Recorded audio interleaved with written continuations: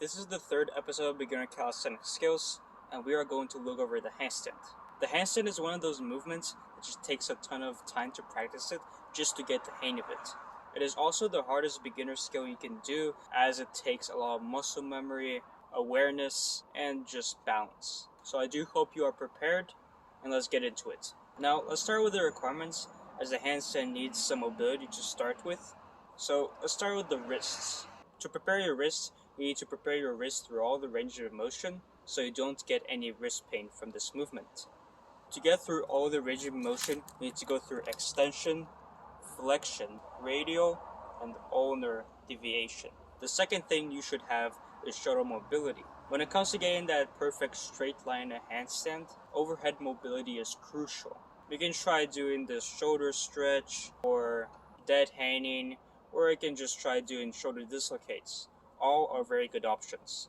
The final thing you would need is hip and hamstring mobility. When kicking up into a handstand, it is easier to kick up with good mobility in the hips and hamstrings, as you just have more space to get your legs closer to you, and you would be able to stagger your legs even better. You can improve on this by doing this lung stretch against the wall or the floor or whatever, and you can also do forward fold for the hamstrings. But when it comes to strength, there isn't really much needed, except maybe a little bit of overhead pressing strength, but at least of 3 to 6 months of basics should be enough. So let's get on to some tips and technique. The first thing you would need to know is how to engage your core, or how to just go into a hollow body. You can do this by going into a posterior pelvic tilt and just making sure your abs are tight and squeezed. So go into a posterior pelvic tilt, and your banana handstand looking ass will just get the fuck out of here. No more banana handstand, okay?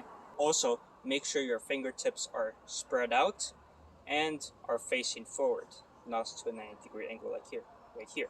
And when it comes to your shoulders and scapula, your scapula should go into elevation.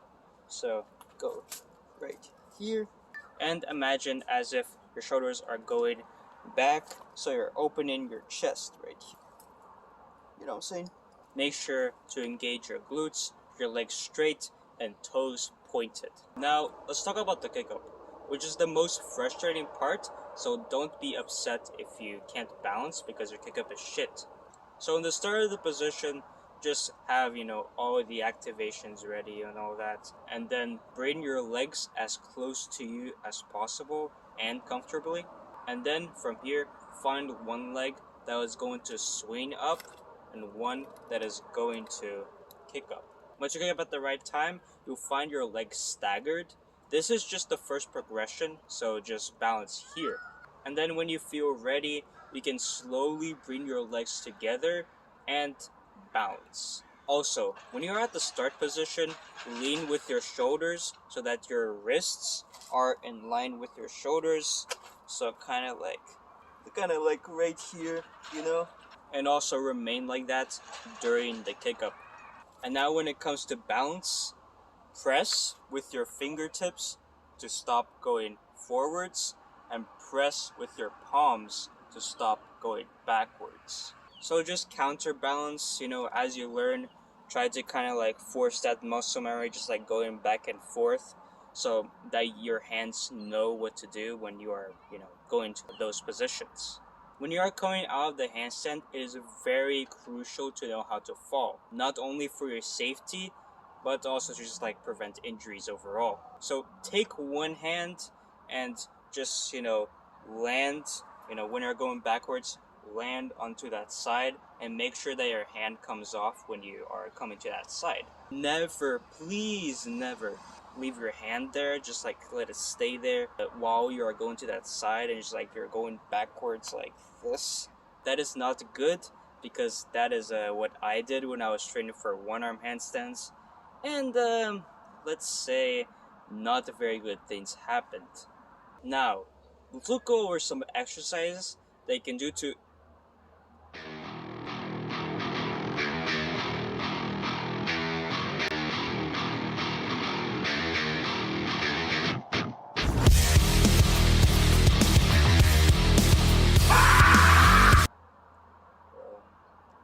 never mind him. I think he just wants to tell you to subscribe. I don't know what really he's saying. He's, right there. Now, anyways, let's look over some exercises they can do to progress. The first and really also second exercise is the chest to wall and back to wall handstand. With the chest to wall, this one can bring good endurance, and it also improves your alignment as you just kind of learn it right here in this exercise. So in this one, just place your hands kind of like a little bit away from the wall, maybe like a hand or two apart, or three even, however is comfortable. And once you're here, with your chest against the wall, obviously, you just kind of like climb up with your feet and just like get your hands as close to the wall as you can comfortably. And then once you find kind of like that straight line handstand against the wall, you try to kind of like align yourself, get that perfect handstand if you have the mobility and, all of that, all the core engagement. And then just hold for time. As with the back to wall handstand, this one can improve your balance. It can also improve your kick-up in some degree, but really the kick-up isn't really too important since you're against the wall and you can't really fall backwards. You can only fall forwards if you don't kick up enough. So this is a good way to balance if you don't have the kick-up. So from here, just have enough space for your head against the wall. Maybe go like two hands apart should be fine. And then from here, just kick up and hold for time. And what I also like to do, in the handstand to improve your balance, is I like to kind of like, take one foot off the wall at a time, just kind of like boom, boom, boom. I don't know what I'm fucking doing with my fingers. I'm doing blah, blah, blah, blah. But anyway, take one foot at a time, just alternate and try to balance. This is a good way to improve it. So, yeah. And then for the second exercise is going to be the hollow body hold. This one will improve your core strength and your core alignment when it comes to handstand, and also other skills that you are working for, and just every movement in calisthenics, because it uses that core engagement. So use a posterior pelvic tilt for the first progression. Have your arms by the side and your knees tucked. But if that's easier for you, you can extend your legs, keep your arms here, and if you just want to make it harder, you go here.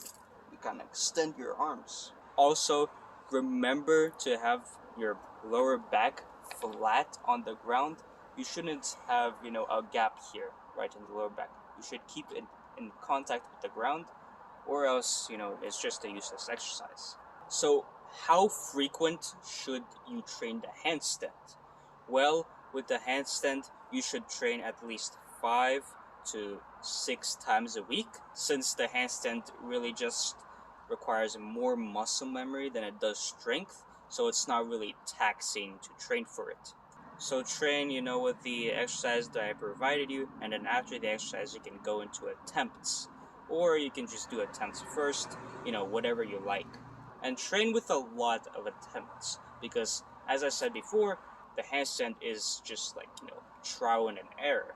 You have to, keep doing it, and then eventually, if you, fail, a lot, and you just kind of like get the muscle memory of it, you eventually get it time by time. And be patient with this skill. I'm saying again, it is a very frustrating skill because of how much, you just like lose your balance, and you're like, fuck man, why I lose my balance? This is easy, bro. You're just balancing on your hands. But think of it as, how you learn to walk, as a baby. It must have been frustrating, right? I mean, you may not really remember, but really, I think if I was a baby, I would be frustrated, just like stand on my feet. It's a new way of, it's not crawling. Crawling is different to walking.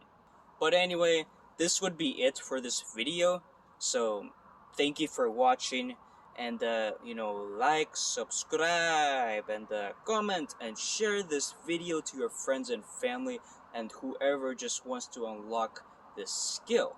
So I'll end this video right here, and I'll see you later, maybe next Thursday.